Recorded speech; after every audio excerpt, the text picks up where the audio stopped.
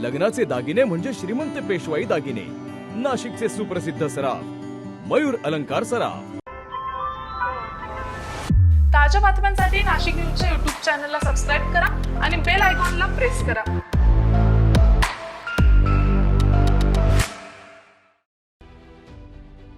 महाराष्ट्र प्रदेश महिला मोर्चाच्या वतीने उत्तर महाराष्ट्रात होणाऱ्या नारी शक्ती वंदन कार्यक्रमाच्या नियोजनासाठी ओझर येथे महत्त्वपूर्ण बैठक पार पडली आहे।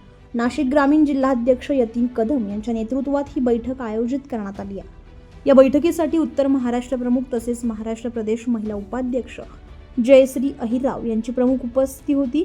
तसेच महाराष्ट्र प्रदेश महिला अध्यक्ष चित्रा वाघ यांच्या मार्गदर्शनाखाली राज्यभर 11 ते 18 एप्रिल दरम्यान विविध सामाजिक उपक्रमांचं आयोजन करण्यात येणार असल्याची माहिती यावेळी देण्यात आली आहे। नमस्कार, मी सौ जयश्री कमलाकर अहिरराव, उत्तर महाराष्ट्र प्रमुख आणि भारतीय जनता पार्टी महिला मोर्चाची प्रदेश उपाध्यक्ष म्हणून काम करत आहे।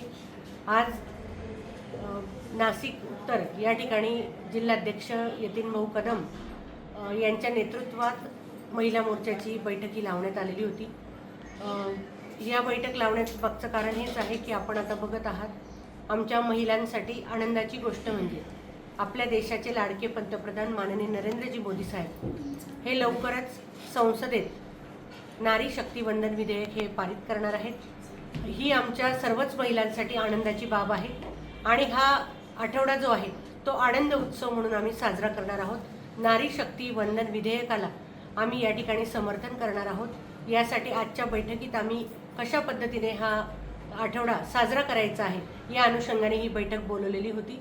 यात महिला बचत गटाच्या महिला, NGO तसेच विविध सामाजिक क्षेत्रात काम करणाऱ्या महिला या बैठकीसाठी उपस्थित होत्या। या सगळ्या महिलांच्या सहमतीने आठवडाभर वेगवेगळे उपक्रम राबवून आम्ही या बिलला समर्थन हे देणार आहोत।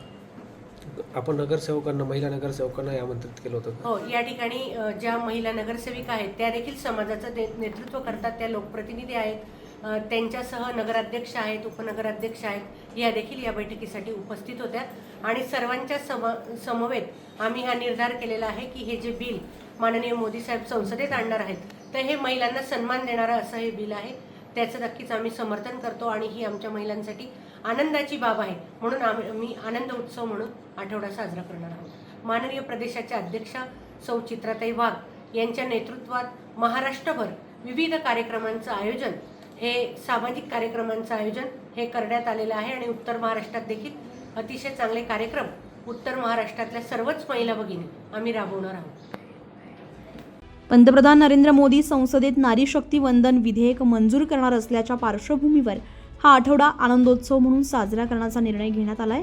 या उपक्रमाअंतर्गत उत्तर महाराष्ट्रातील नगर परिषद आणि ग्रामपंचायत स्तरावर विविध कार्यक्रम राबवण्यात येणार असून विधेयकाच्या समर्थनार्थ जनजागृती केली जाणार आहे। बैठकीसाठी विविध नगर परिषदांमधील महिला नगराध्यक्ष, उपनगराध्यक्ष, नगरसेविका तसेच बचत गट आणि सामाजिक संस्थांमध्ये कार्यरत महिला मोठ्या संख्येने उपस्थित होत्या।